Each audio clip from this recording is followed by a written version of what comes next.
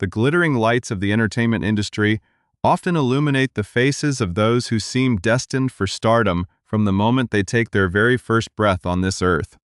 We look at the icons of television, music, and cinema, assuming that their journeys were meticulously planned, that every major milestone was the result of a calculated strategy designed to thrust them into the global spotlight.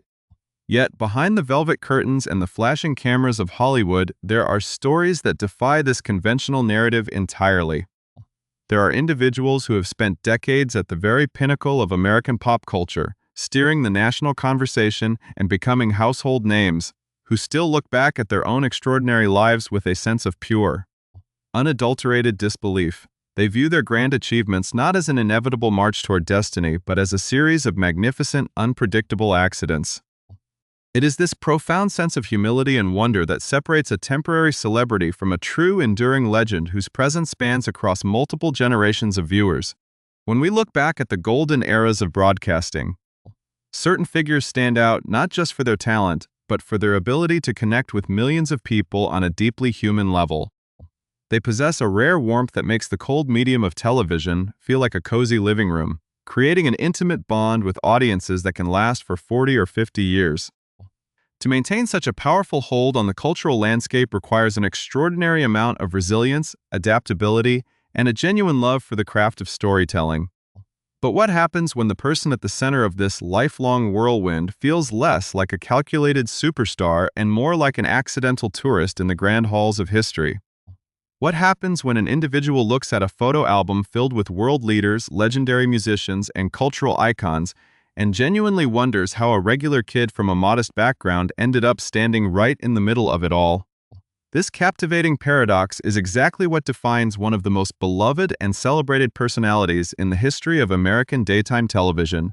Before we dive deeper into this fascinating journey through the decades of glamour, unexpected encounters, and the enduring magic of the entertainment world, we invite you to take a brief moment to support our channel. If you appreciate deep storytelling, historical context, and intimate portraits of the figures who shaped our cultural landscape, please consider subscribing to our channel and turning on notifications so you never miss an upcoming episode. Your incredible support allows us to continue bringing these rich, detailed narratives to life, exploring the hidden moments and profound memories that define the stars we feel like we know so well. Now let us return to the heart of a story that begins not in the executive boardrooms of major networks, but in the quiet, unassuming suburbs of Maryland, where a young girl with a big voice and an even bigger heart was about to embark on a journey she could have never possibly foreseen. Imagine a skinny little kid growing up in the small town of Bowie, Maryland, navigating the ordinary trials of youth without any grand illusions of grandeur or international fame. This was an era defined by a different kind of innocence, a time when the world felt somewhat smaller, and the path to a career in entertainment seemed like a distant, almost impossible dream reserved only for the elite. This young girl loved to sing, finding solace and joy in the melodies that filled her home, yet she never truly believed that her voice would one day echo through the highest corridors of power. To her, the legendary figures of the day were larger-than-life statues on a distant stage, completely removed from her everyday reality. She was simply a focused student, a passionate performer in local circles, and someone who embraced every small opportunity that came her way with a signature optimism that would eventually become her trademark. Then, through what she would later describe as a total fluke of fate, the unimaginable happened on a freezing winter day in the nation's capital. The year was 1985, a time of significant transition and historical weight, as the United States prepared for the second inauguration of President Ronald Reagan. The grand event demanded the highest caliber of talent, a gathering of the most prominent cultural figures of the 20th century to celebrate a momentous occasion on the steps of the United States Capitol building.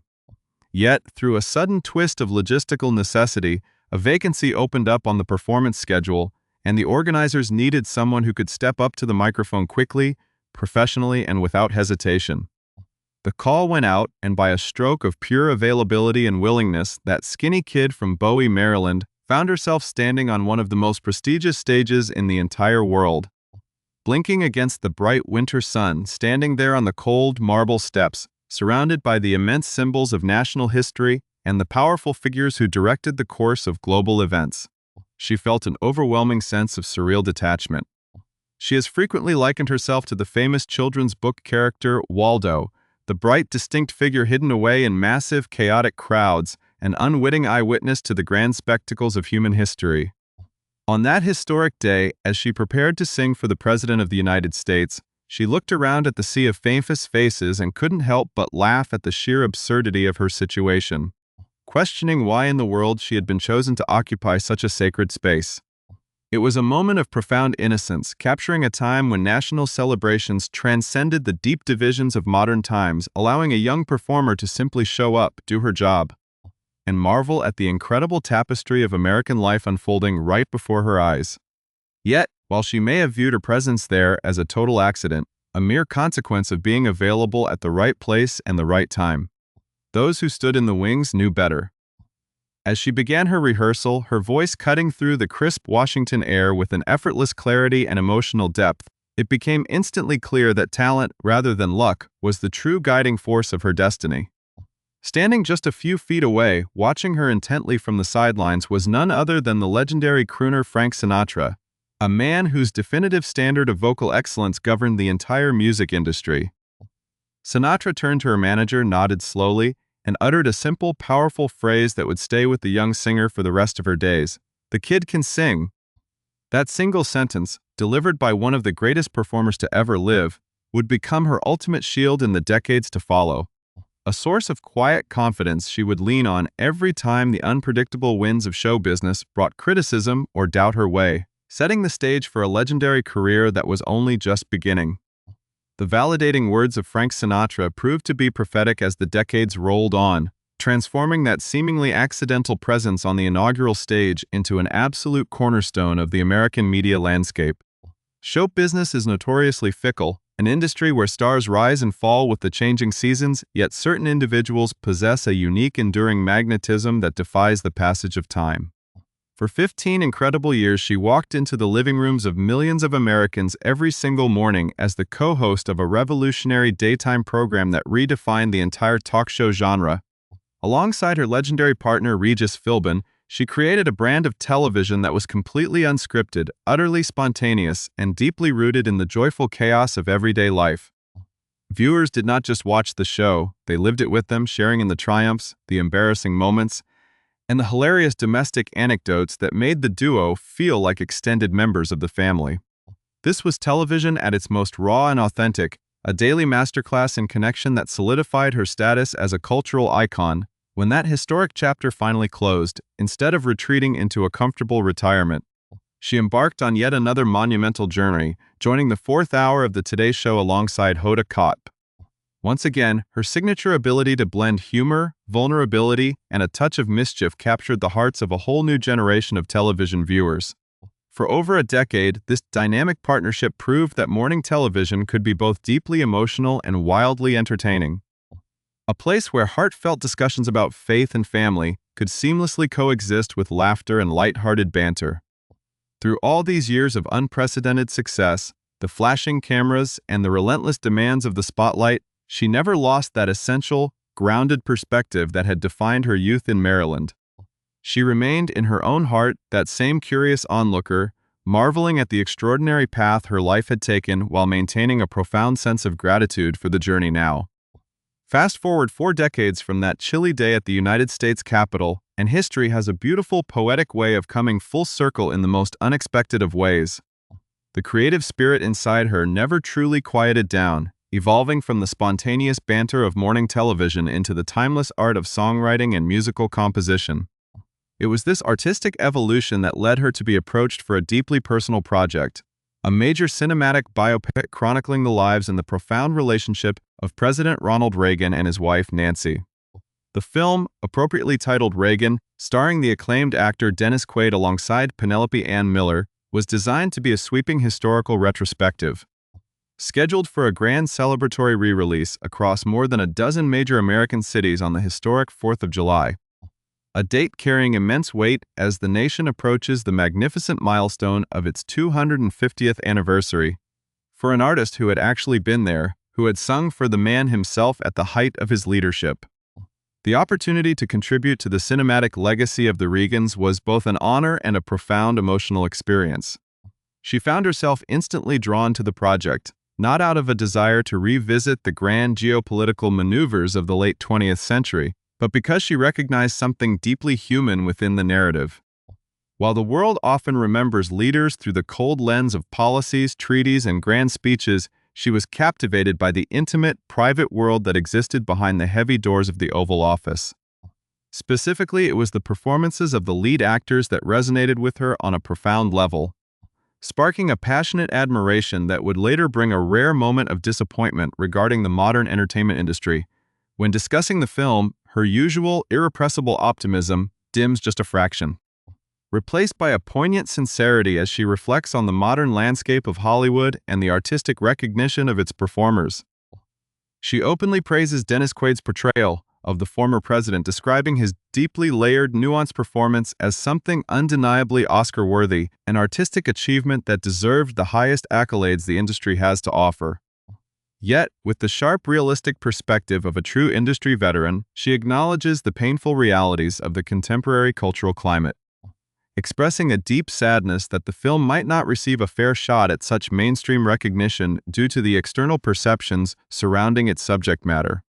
To her, it is a disheartening reflection of the world we inhabit, an unfair reality where artistic merit can sometimes be overshadowed by contemporary divisions, a circumstance she laments as genuinely sad for the craft of filmmaking. However, she refuses to let those modern frustrations detract from the grander, universal essence of the story being told on the silver screen. She insists with absolute conviction that the core of this cinematic journey transcends any historical debates or administrative legacies, focusing instead on a much bigger, more enduring picture. To her, this narrative is, first and foremost, a magnificent and enduring love story, an intimate portrait of two people whose devotion to one another was the true anchor of their lives. While history was being made all around them and the weight of the global stage rested heavily upon their shoulders, the core of their existence remained fiercely protected within their bond. It was this undeniable, palpable affection, an obvious and deep adoration that everyone in their orbit could instantly feel, that inspired her to sit down with a pen and paper to capture that emotional truth in the form of a beautiful, resonant melody. Collaborating with the talented songwriter Richard Spitz, she set out to channel that profound, romantic legacy into a musical composition that could serve as an emotional heartbeat for the project. Together, they crafted a touching, elegant duet titled "I Knew It Would Be You," a song that speaks directly to the soul of a lifelong partnership and the absolute certainty of finding one's true companion in a chaotic universe. To bring this powerful melody to life, she entered the recording studio alongside the celebrated country music star Josh Turner, combining her soulful, evocative vocals with his rich, deep baritone to create a piece of music that feels both timeless and deeply personal. This creative endeavor was not merely a professional assignment, it was a heartfelt tribute from a woman who had witnessed that very love up close, a creative bridge connecting her past memories with the artistic expression of the present day, setting the stage for an even deeper exploration of the personal bonds that shaped an era. The deep connection she felt toward this project was not merely born out of an appreciation for a beautiful cinematic love story, but was rooted in a rich tapestry of deeply personal memories and cherished relationships that spanned several decades. Her understanding of that historical era was shaped by her late husband Frank Gifford, the legendary NFL superstar, sports commentator, and broadcast icon whose larger-than-life presence matched her own in the world of media. Frank had been a close, longtime friend of the president, a relationship built on mutual respect, shared experiences, and a genuine camaraderie that existed far away from the cameras and the intense glare of public life. She fondly remembers how Frank absolutely adored him, noting that this widespread affection was a sentiment shared by nearly everyone who had the privilege of crossing his path.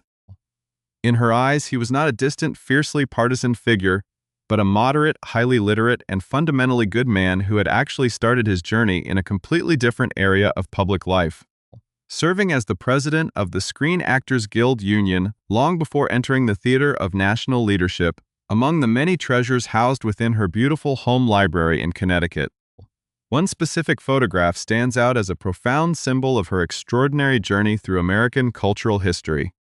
Taken when she was just a young woman in her early 20s, the image captures her standing proudly alongside an unbelievable assembly of 20th century icons, flanked by the legendary entertainer Bob Hope on one side. and the presidential couple on the other. Whenever she looks at that picture, surrounded by the towering giants of comedy, cinema, and leadership, she is instantly transported back to that youthful sense of wonder. Looking at her younger self and asking once again what Waldo could possibly be doing in the center of such a historic frame. This recurring theme of finding herself in the most unbelievable situations would follow her throughout her adult life, leading to encounters that sound more like Hollywood fiction than reality. One such unforgettable moment occurred years later when she found herself at a private gathering hosted at the residence of the acclaimed actor Kevin Costner. Upon taking her seat at the dinner table, she realized with absolute amazement that she had been placed directly next to Mikhail Gorbachev, the final leader of the Soviet Union and one of the most pivotal figures of modern world history. For 2 fascinating hours, accompanied by the famous translator, whose face had become a staple of global news broadcasts, she engaged in a lengthy, intimate conversation with the world leader. It was an extraordinary experience that left an indelible mark on her soul, a reminder that behind the massive geopolitical shifts that redefine the borders of our world, there are real human beings possessing warmth, humor, and a shared desire for connection, sitting at dinner tables and exchanging stories with an accidental tourist from Maryland as the years have marched on and the world has continued to evolve at a dizzying pace. She openly concedes that the country feels like a very different place than it did during those golden, formative years of her early career. Yet, despite the undeniable changes and the complex challenges of the modern era, her profound hope for the future remains completely unshaken, firmly rooted in her deep personal faith, her vibrant spirituality, and her unwavering belief in the human spirit. She views the world through a clear, defining lens, observing that society is ultimately divided into 2 distinct categories of people, those who are governed by fear and those who choose to live fearlessly. Guided by this philosophy, she has always counted herself among the fearless, refusing to let apprehension dictate her choices or dim the radiant optimism that has carried her through a long, beautiful, and deeply impactful life. When it comes to the specific concerns that occupy her thoughts regarding the state of the world, she maintains the absolute discretion of a seasoned, consummate professional, abiding by a profound piece of advice given to her early in her career by another extraordinary communicator who became one of her dearest lifelong friends, the Reverend Billy Graham. She recalls Graham sharing a poignant reflection from his own long life, confessing that his only real regret was allowing himself to get entangled in the web of partisan discussions, because the very minute you open your mouth to take a side, you instantly alienate half of your audience. Embracing this wisdom completely, she has chosen to prioritize unity, empathy, and grace over divisive debates, famously declaring that she will happily take someone's genuine kindness any single day over their loud opinion. This deliberate avoidance of division does not mean she shies away from expressing a fierce, unapologetic appreciation for her homeland and the foundational principles that govern it. She holds a deep, abiding love for the Constitution, believing with all her heart that its sacred framework grants every individual the beautiful fundamental right to think exactly how they want to think, to worship exactly how they choose to worship, and to vote according to their own personal conscience. To her, this freedom of choice carries a profound responsibility, a shared destiny where a nation ultimately receives the representation it actively participates in creating, a reality she views as a cherished and sacred heritage. Her incredible journey, spanning from a quiet neighborhood in Maryland to the grand stages of Washington and the highest peaks of television success, remains a shining testament to a life lived with open hands, a fearless heart, and an enduring sense of gratitude for the beautiful, unpredictable tapestry of history.